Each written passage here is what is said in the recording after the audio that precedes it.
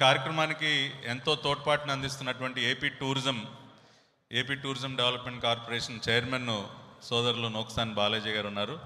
మరి ఈ విజయవాడ ఉత్సవం విజయవంతం అవడానికి వారి శాఖ మొత్తం కూడా పనిచేస్తూ ఉంది.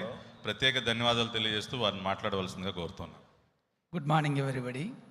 చాలా సంతోషం ఈరోజు విజయవాడ సంస్కృతి సాంప్రదాయాల్ని వెల్లివిరిసే విధంగా, ప్రజలకు ఒక మంచి ఆహ్లాదకరమైనటువంటి వాతావరణం కల్పించే విధంగా, గతానికంటే భిన్నంగా ఒక ప్రత్యేక సరళిలో శైలితో ఈ విజయవాడ వైబ్రెంట్ సొసైటీ పేరుతో ఒక అద్భుత కార్యక్రమానికి శ్రీకారం చుట్టినటువంటి నిర్వాహకులకి, ఏదైతే మాన్యశ్రీ గౌరవనీయులు మగుటం లేని మహారాజు, మనందరి ఆరాధ్య నాయకుడు, ఆరాధ్య దైవం శ్రీ నారా చంద్రబాబు నాయుడు గారు ఏదైతే ఆశిస్తున్నారో, కోరుకుంటున్నారో, ఈ రాష్ట్రం అగ్రగామిగా నిలబెట్టాలనుకుంటున్నారో, ఆంధ్రప్రదేశ్ని భారతదేశంలో ఒక అగ్రగామి రాష్ట్రంగా ఒక ఉన్నతమైన స్థితిలోకి తీసుకురావాలనుకుంటున్నారు.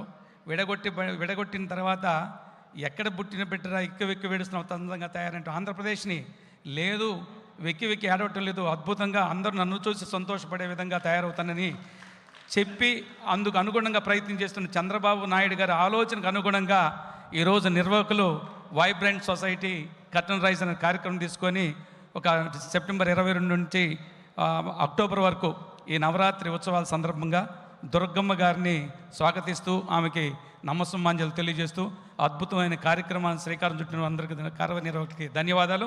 ఈ కార్యక్రమం విజయవంతంగా జరగాలని, భవిష్యత్తులో ఆంధ్రప్రదేశ్లో లేదా దేశంలోనే విజయవాడ ఒక అగ్రగామి నగరంగా తయారయ్యే విధానికి ఇది నాందివాచకంగా ఉండాలని కోరుకుంటూ నన్ను ఆహ్వానించిన మీ అందరికి కూడా ధన్యవాదాలు, నమస్కారాలు. థ్యాంక్ యూ అనండాలి. ధన్యవాదాలు సార్. మరి DCCB bank chairman Nettem Raghuram గారు.